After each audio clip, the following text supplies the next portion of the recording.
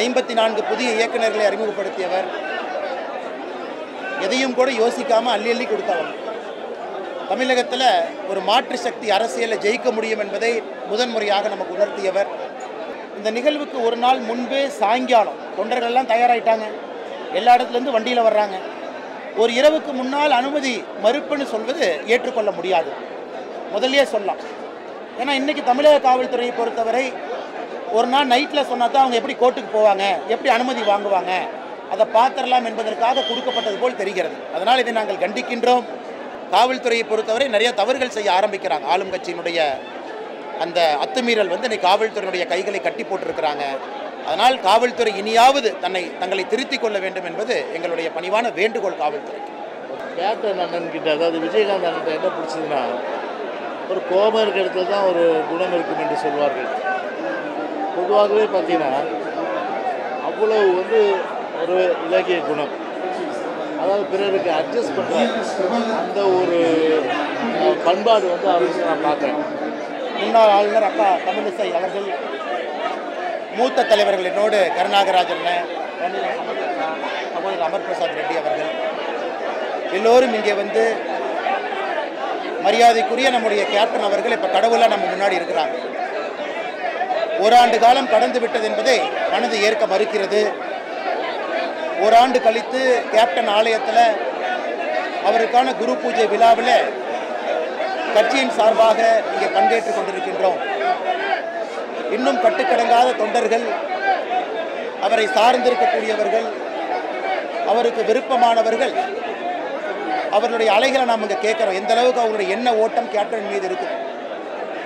ஆனால் நாங்கள் இப்போதும் வேண்டிக் கொள்வது, கேப்டன் அவருடைய அருள் எல்லோருக்கும் கிடைக்க வேண்டும். தொடர்ந்து தமிழகத்தினுடைய வளர்ச்சி பாதைக்கு அழைத்து செல்வதாக அது இருக்க வேண்டும் என்பது எங்களுடைய வேண்டுகோள். அதே நேரத்தில் புதிதாக கேப்டன் ஐயாவை பற்றி நாங்கள் எதுவும் இங்கே சொல்ல போகிறதில்லை. 54 புதிய இயக்குநர்களை அறிமுகப்படுத்தியவர். எதையும் கூட யோசிக்காமல் அள்ளி அள்ளி கொடுத்தவர். தமிழகத்தில் ஒரு மாற்று சக்தி அரசியலில் ஜெயிக்க முடியும் என்பதை முதன்முறையாக நமக்கு உணர்த்தியவர். அவருடைய வழிகாட்டுதல் எப்பொழுதும் இருக்க வேண்டும் என்பது எங்களுடைய வேண்டுதல். வந்திருக்கக்கூடிய எல்லோருக்கும் இந்த நேரத்தில் முதலாம் ஆண்டு இந்த குரு பூஜை விழாவினுடைய வாழ்த்துக்களையும், அதே நேரத்தில் பிரிந்திருக்கக்கூடிய கேப்டன் என்று கடவுளாக நம்மோடு இருக்கின்றார்கள், அவருடைய அருள் எப்பொழுதும் கிடைக்கும் என்றும் இங்கே இருக்கக்கூடிய அவருடைய தொண்டர்களுக்கும் கட்சி நிர்வாகிகளுக்கும், குறிப்பாக தேமுதிகவினுடைய பொதுச் செயலராக இருக்கக்கூடிய அக்கா பிரேமலதா விஜயகாந்த் அவர்கள், 2 அற்புதமான புதல்வர்கள் அண்ணன் சுதீஷ் அவர்களுக்கு தனிப்பட்ட முறையில் நாங்கள் சந்தித்து பேசி வந்திருக்கின்றோம். நல்லது நிச்சயமாக தமிழ்நாட்டிற்கு நடக்கும் என்கிற நம்பிக்கை எனக்கு இருக்கு. அக்கா தமிழிசை அவங்க இந்த பத்திரிகையாளர்கிட்ட பேசுவாங்க. ஒரே நிமிஷம் அக்கா பேசி முடிச்சுட்டு அவர் பேசுவாங்க. மரியாதைக்குரிய விஜயகாந்த் அவர்களும் அக்கா பிரேமலதா அவர்களும் 2014 மரியாதைக்குரிய பாரத பிரதமர் மோடி அவர்களின் கைகளை வலுப்படுத்த வேண்டும் என்பதற்காக தமிழகம் முழுவதும் சுற்றி ஆதரவாக இருந்தார்கள். அதற்கு நன்றியுணர்ச்சியோடு நாங்கள் இன்றும் இருந்து கொண்டிருக்கிறோம். மரியாதைக்குரிய விஜயகாந்த் அவர்களும் சரி, அக்கா பிரேமலதா அவர்களும் சரி, ஒரு அரசியலை தாண்டி என்னோடு அன்பாக பழகக்கூடியவர்கள். அண்ணன் விஜயகாந்த் அவர்கள் என்னை தங்கச்சி என்று தான் அழைப்பார்கள். அக்கா பிரேமலதா அவர்களை நாங்கள் 2 பேருமே அக்கா என்று அழைத்துக் கொள்வோம். ஒரு ஈடுபாடோடு உள்ள குடும்பம், மக்களுக்கு ஏதாவது நல்லது செய்ய வேண்டும் என்ற குடும்பம். இன்று ஒருவர் மறைந்த பின்பும் லட்சக்கணக்கான தேமுதிக தொண்டர்கள் மட்டுமல்ல பொதுமக்களும் இன்று அதிகாலையில் இருந்து இந்த குரு பூஜைக்கு வருகிறார்கள் என்றால் அவர் எந்த அளவிற்கு அவர் மக்கள் மீது அன்பு வைத்திருந்தார், மக்கள் எந்த அளவிற்கு அவர் மீது அன்பு வைத்திருந்தார் என்பது தெரிகிறது. இன்னொன்று, திரையுலகத்தை சார்ந்தவராக இருந்தாலும் வெளிப்படையாக மக்களோடு மக்களாக அனைத்து நிகழ்ச்சிகளிலும் கலந்து கொண்டு மக்களின் அரசியல்வாதியாகவே அவர் வலம் வந்தார். அது மட்டுமல்ல, திரைப்படத்துறையினருக்கும் அத்தனை உதவிகளையும் அவர் செய்தார்.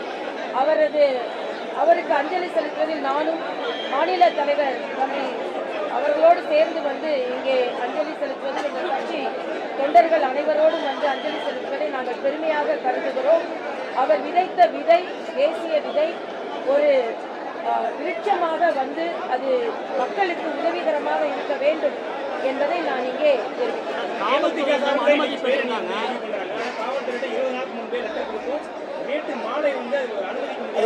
அது உண்மைதாங்கண்ணா.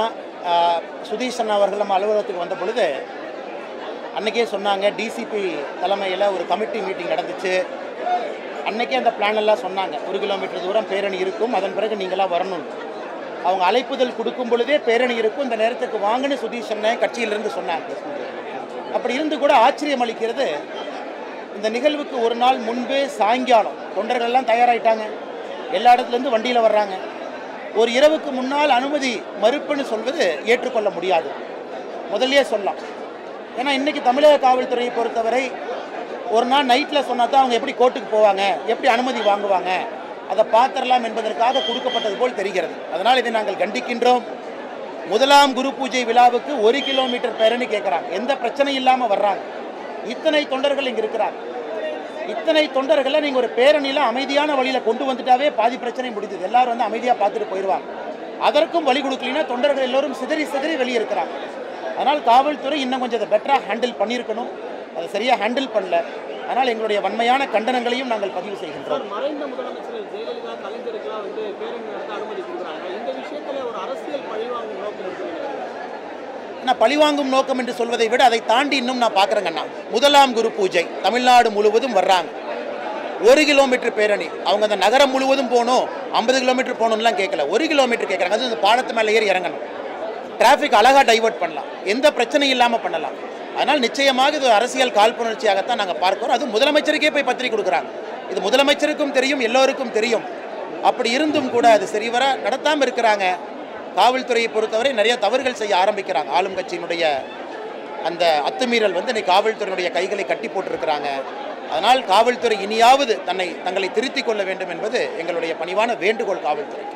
தேமுதிகவினுடைய நிறுவன தலைவரும் சட்டமன்றத்தில் மாண்புமிகு எதிர்க்கட்சி தலைவராக இருந்து சிறப்பான முறையிலே பணியாற்றி வரும் தமிழ்நாடு முழுவதும் தேசிய முற்போக்கு திராவிட கழகத்தின் சார்பில் ஏகோபித்த தொண்டர்களுடைய அபிமானத்தை பெற்றவரும் நம்பிக்கையை பெற்றவரும், அது மட்டுமில்லாமல் பொதுமக்கள் இன்றைக்கும் போற்றி புகழக்கூடிய வகையில் கேப்டன் தேசிய முற்போக்கு திராவிட கழகத்தின் நிறுவன தலைவர் எங்களுடைய பாசத்திற்கும் அன்பிற்குரிய அருமை சகோதரர் கேப்டன் விஜயகாந்த் அவருடைய முதலாம் ஆண்டு நினைவு தினம். இது ஒரு குரு பூஜையாக இன்றைக்கு தேசிய முற்போக்கு திராவிட கழகம் ஏற்பாடு செய்து எங்களுடைய கழகத்துடைய பொதுச் செயலாளர்களுக்கு முறைப்படியான அழைப்புதல் கொடுக்கப்பட்டு அந்த அடிப்படையிலே கழக பொதுச் செயலாளர்கள் சார்பில் அனைத்து இந்திய அண்ணா திராவிட முன்னேற்ற கழகத்தின் சார்பில் இந்த குரு பூஜையிலே கலந்து கொண்டோம். நம்முடைய கேப்டன் சார், அதாவது நம்முடைய ஒரு விஜயகாந்த் அவர்களுடைய சகோதரை பற்றி நான் குறிப்பிட சொன்னால் 3 விஷயம் நான் நேரத்தில் பேசினோம். ஒன்று, சட்டமன்றத்தில் நான் பேரவைத் தலைவராக, அதாவது சபாநாயகர் என்ற காலகட்டத்தில் அன்றைய தினம் மாண்புமிகு எதிர்க்கட்சி தலைவராக இருந்து இந்த பணியாற்றியது. இரண்டாவது, இதே புரட்சித் தலைவி அம்மா அவர்கள் அன்றைக்கு நம்முடைய அதாவது மனித உரிமைகள் ஆணையத்துடைய தலைவரை நியமிக்கவும், அதே போன்று information commissioner, public information commissioner இதை நியமிப்பதற்கு எதிர்க்கட்சி தலைவரும் அதில் உறுப்பினர் அடிப்படையிலே அவர் அன்றைக்கு அவருடைய அந்த நிலைப்பாடு. அது மட்டும் இல்லாமல் பேரவை காலத்தில் அவர் எப்படி நடந்தார் என்பதை இந்த நேரத்தில் கண்டிப்பாக நினைவு கூர்ந்தாக வேண்டும். பொதுவாகவே ஒரு பேரவைத் தலைவர் என்பது விருப்பு இல்லாமல் இருக்க வேண்டும். ஆனால் இன்றைக்கி இருக்கிற பேரவைத் தலைவர் அப்படி இருக்காரான்னா கண்டிப்பாக கிடையாது. ஆனால் அன்றைக்கு இதே புரட்சித் தலைவர் அம்மா அவர்கள் பேரவைத் தலைவராக அன்றைக்கு என்னை பணியாற்ற அனுமதித்த போது அன்றைக்கு விருப்பு இல்லாமல் எல்லோருக்குமே அந்த வாய்ப்பு அளித்தோம். குறிப்பாக கேப்டன் அண்ணன்கிட்ட, அதாவது விஜயகாந்த் அண்ணன் என்ன பிடிச்சதுன்னா, ஒரு கோபம் இருக்கிற இடத்துல தான் ஒரு குணம் இருக்கும் என்று சொல்வார்கள். பொதுவாகவே பார்த்தீங்கன்னா அவ்வளவு ஒரு இலக்கிய குணம், அதாவது பிறருக்கு அட்ஜஸ்ட் பண்ணுற அந்த ஒரு பண்பாடு அவருக்கு நான் பார்க்குறேன். பொதுவாகவே எதிர்க்கட்சி தலைவர் என்னும்போது அவருக்கு நேரம்லாம் நம்ம சொல்ல முடியாது. இப்போ இருக்கிற பேரவைத் தலைவர் எதிர்க்கட்சி தலைவரே பேச விடுறதில்ல, அது வேறு விஷயம்.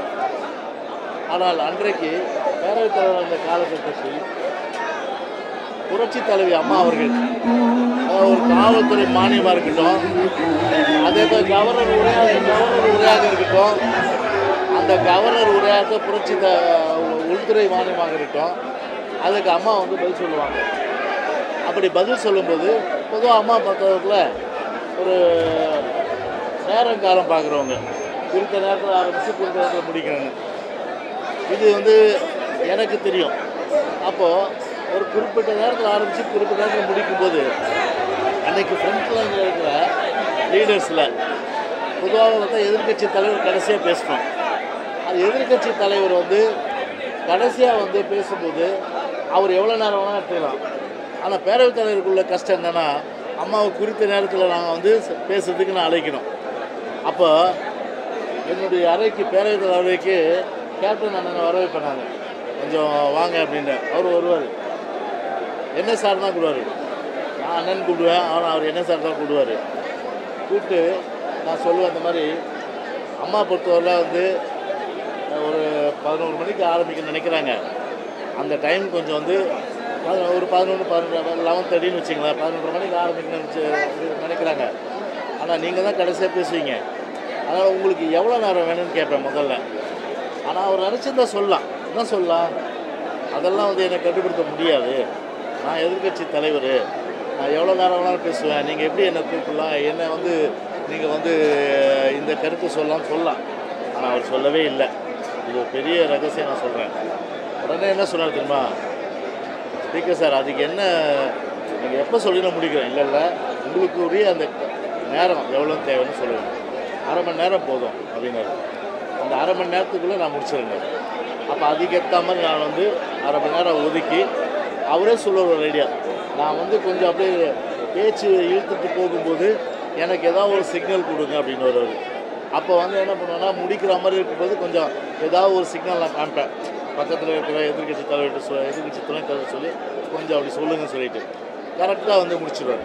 அது வந்து என்னால் நிச்சயமாக அந்த ஒரு சூழ்நிலையை மறக்க முடியாது. அம்மாவும் கரெக்டாக மாண்புமிகு முதலமைச்சர் அவர்கள் இப்பொழுது பதிலுரை வழங்குவார் சொல்லிட்டு கரெக்டாக முடிச்சிடும். ஸோ எவ்வளோ பெரிய கோஆப்ரேஷன். ரெண்டாவது இந்த ஹியூமன் ரைட் கமிஷன், அதே போல் இன்ஃபர்மேஷன் கமிஷனருக்கு செலெக்ஷன் பண்ணணும். அதில் எதிர்க்கட்சி தலைவருடைய பங்கு.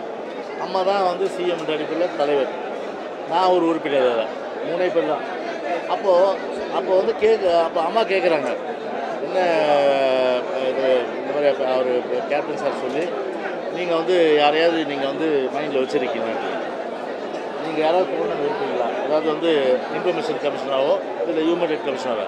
ஆனால் அவர் சொன்னது அந்த மாதிரி எண்ணெல்லாம் எனக்கு கிடையாது. அம்மா என்ன டிசைட் பண்ணுறீங்களோ அதுக்கு நான் உடனே அப்படி தான் வந்து அவர் வந்து அம்மாவுக்கும் கோஆப்ரேட் பண்ணார். என்ன ஒரு பெரிய ஒரு துரதிருஷ்டவசமான ஒரு நிகழ்வு சட்டமன்றத்தில் ஏற்பட்டுச்சுன்னா பல பேருக்கு தெரியாது. அது ஒரு துரதிருஷ்டவசமான சம்பவம். ஒரு பெரிய திமுக கூட 3வது இடத்துக்கு போயிடுச்சு 2011. ஆனால் அன்றைக்கி பிரதான எதிர்க்கட்சியாக இருந்து நல்லா சுமூகமாக போயிட்டு இருந்தது. அன்றைக்கி ஒரு விவாதம், அன்றைக்கி அந்த விவாதத்தில் நல்ல ஒரு ஹீட்டட் ஆர்குமெண்ட்டாக வந்து பார்த்திங்கன்னா அம்மாவும் சரியான வகையில் பார்த்தீங்கன்னா அவர் வைக்கிற கேள்வி பதில் சொல்கிறாங்க, அவரும் கேள்வி கேட்குறாரு, போயிட்டுருக்கு. ஆனால் இது நடுவில் ஒருத்தர், அதாவது வேற்று கட்சியிலேருந்து கட்சியில் வந்தவர், கோயம்புத்தூர்கார், அது பேரெல்லாம் சொல்லி நான் மனசை கஷ்டப்படுத்த விரும்பல. அது யாருன்னு நீங்கள் சர்ச் பண்ணி பார்த்தீங்க. அந்த வேற்று கட்சிக்கார் வந்து கட்சியில் இணைஞ்சு அம்மாவும் பெருந்தன்மை சீட்டு கொடுக்குறாங்க. அவர் வந்து பின்வரிசையில் இருந்துட்டு அன்னைக்கு வந்து எழுந்து போயிட்டு ஒரு தகாத வார்த்தை சொல்லும்போது அந்த நேரத்தில் தான் அவர் சடன் ப்ரோவோகேஷனாக அந்த பிரச்சனை உருவாயிடுச்சு. இல்லைன்னா உருவாக்குறதுலே காரணம். இப்போ அவர் எங்கள் கட்சியில் இல்லை, திரும்பி வேறு கட்சிக்கு போயிட்டார் நினைக்கிறேன்.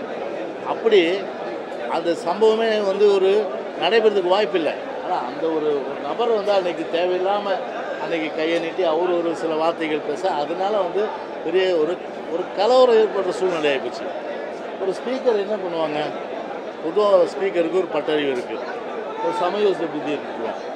அந்த வகையில் பார்த்தோம். இது வேறு வழி இல்லை. இது நம்ம அலோவ் பண்ணோம்னா சட்டமன்றமே ரத்த கலரியாகும், பல பிரச்சனைகள் உருவாகும் அப்படின்னு சொல்லிட்டு வேறு வழி இல்லாமல் எதிர்க்கட்சி தலைவர் உட்பட அதாவது தேமுதிக சட்டமன்ற உறுப்பினர் அத்தனை பேருமே வெளியேற்றணும். அது வந்து எந்த ஒரு உள்நோக்கமும் கிடையாது. ஆனால் அன்னைக்கு அந்த சட்டமன்ற உறுப்பினர் வந்து அன்னைக்கு சொன்னதை வச்சு அதை பேஸ் பண்ணி அன்னைக்கு வந்து தகராறு உருவாகி அது வெளியேற வேண்டிய ஒரு கட்டாயம் ஆகிப்போச்சு. அந்த மாதிரி பார்த்தா அப்போ கூட பின்னாடி வந்து பண்ருட்டி ராமச்சந்திரன் அவர் வந்து ஒரு கட்டத்தில் என்னை பார்க்கும்போது கூட சொன்னார், தம்பி ஆஸ் அ ஸ்பீக்கராக நான் அப்சர்வ் பண்ணுறதில் நீங்கள் எடுத்த முடிவு தான் சரி. நீங்கள் அந்த நேரத்தில் நீங்கள் வந்து எந்த முடிவும் அந்த முடிவு வந்து வெளியேற்றலைனாங்களா இல்லை பல பிரச்சனைகள் வந்து சட்டமன்றத்தில் ரெண்டு தரப்புக்கும் உருவாகிருக்கும். ஆனால் சமயோசிதமாக நீங்கள் அதை செஞ்சீங்க, வேறு வழி இல்லை, நீங்கள் செஞ்சது கரெக்டுன்னு சொன்னார். அதனால் அதெல்லாம் இன்றைக்கி வந்து நினைவுக்கு வந்து அவர் வந்து ஒரு எங்களுடைய அம்மாவுக்கு வந்து எந்த அளவுக்கு வந்து கோஆப்ரேட் பண்ணார், சட்டமன்றத்துக்கு கோஆப்ரேட் பண்ணார். அந்த வகையில் எதிர்க்கட்சி தலைவராக வந்து தன்னுடைய பணியை சிறப்பான முறையில் ஆற்றியவர். தொகுதிக்கு பொறுத்தவரையில் பார்த்தீங்கன்னா இன்றைக்கும் வந்து பார்த்தீங்கன்னா இந்த தொகுதிக்கு அன்றைக்கி வந்து பல கேள்விகளை வருவார் என் ரூமுக்கு, ஸ்பீக்கர் சார் இந்த கவனிப்பு தீர்மானம் வந்து எடுத்துங்க, இதை வந்து அவசர வினாவாக எடுத்துங்க அப்படின்னு சொல்லும்போது எல்லா வகையிலையும் நாங்கள் அந்த ஒத்துழைப்பு கொடுத்தோம். ஆனால் எதுக்காக சொல்கிறோன்னா அந்த அளவுக்கு மக்கள் பிரச்சனைகளில் அதிகமான அளவுக்கு ஒரு முன்னுரிமை கொடுத்து ஸோ அந்த வகையில் வந்து ஒரு சிறந்த சட்டமன்ற உறுப்பினராக, ஒரு சிறந்த எதிர்க்கட்சி தலைவராக, ஒரு சிறந்த கட்சி வழிநடத்துகின்ற தலைவராக, ஒரு அவருடைய வந்து தொண்டர்களை எல்லாம் கூட கட்டி அரவணைக்கின்ற ஒரு நல்வழிப்படுத்துகின்ற ஒரு தலைவராக இருந்து அவர் வந்து மறைந்தது என்பது காலத்தினுடைய காலம் வந்து ஏற்றுக்கொள்ள முடியாத ஒரு செயலாகத்தான் நிச்சயமாக கருதுகிறது. எனவே அந்த வகையில் தான் இன்றைக்கு அனைத்து இந்திய அண்ணா திராவிட முன்னேற்ற கழக சார்பில் அவருக்கு புகழஞ்சி செலுத்த வேண்டும் என்ற வகையில் இந்த கழக பொதுச்செயலாளர் சார்பில் இன்றைக்கு குரு பூஜைக்கு அந்த நிகழ்ச்சியில் இன்றைக்கு கலந்து கொண்டோம் என்பதை தெரிவித்துக் கொள்கிறோம். இன்னைக்கு நடைபெற இந்த பேரணி காவல்துறையால் மறுக்கப்பட்டிருக்கு.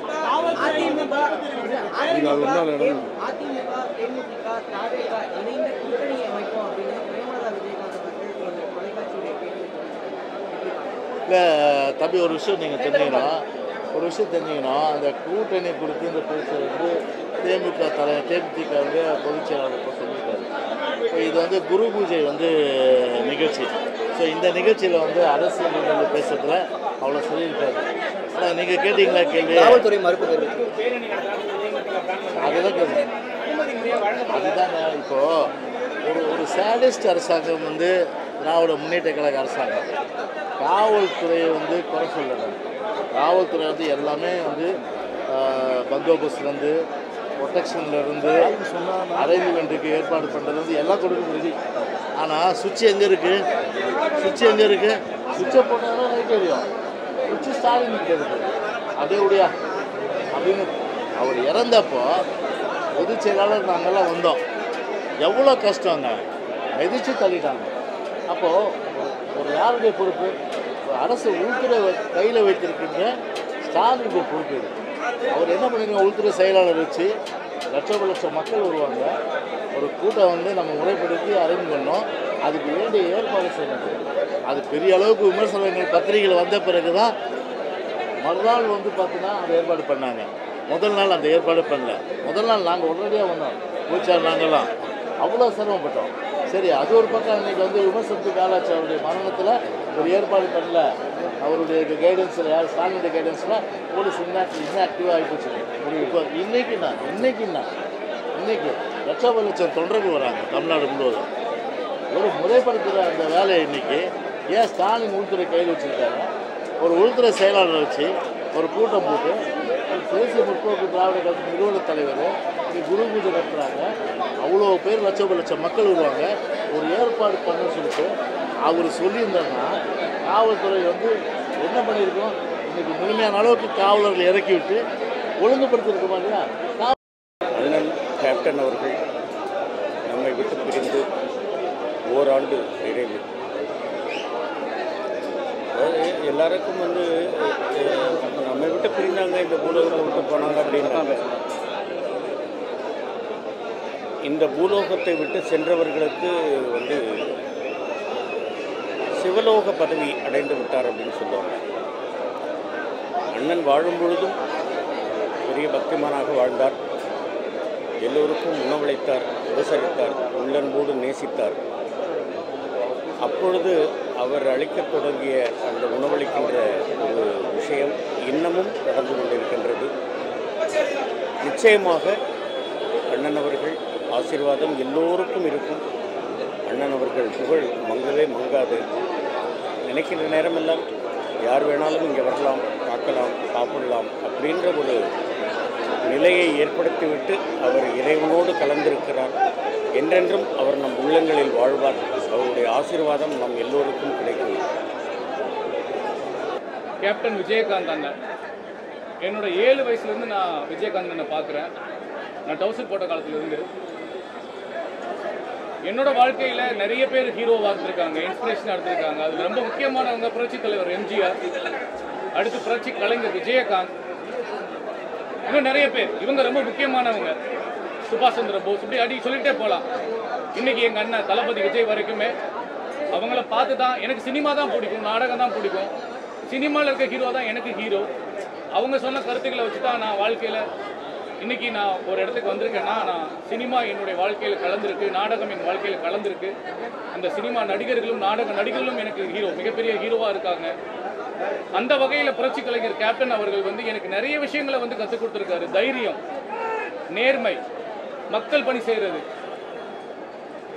ஸோ இன்னைக்கு 1ஆம் ஆண்டு நினைவஞ்சலின்னு சொல்கிறாங்க. நான் வந்து இல்லைன்னு சொல்லுவேன். ஏன்னா அவர் இன்னும் இறக்கவே இல்லை, நம்மளோட வாழ்ந்துக்கிட்டே இருக்காருன்னு தான் நான் நம்பிட்டு இருக்கேன். மக்களுக்காக நேர்மையாக வேலை செஞ்ச எல்லா மாமனிதர்களும் நம்மோடு வாழ்ந்து கொண்டிருந்தார் இருக்கிறார்கள். கடவுளாக, மனிதர்களாக, பக்கத்து கூட இங்கே கூட நிற்கலாம். எல்லா ரூபத்துலேயும், இயற்கையான எல்லா ரூபத்துலேயும் அவங்க நம்ம கூட இருந்து நம்மளை வழி நடத்துகிறாங்கன்னு நான் நம்புகிறேன். ஏன்னா எனக்கு சித்தர்களோட நம்பிக்கை உண்டு.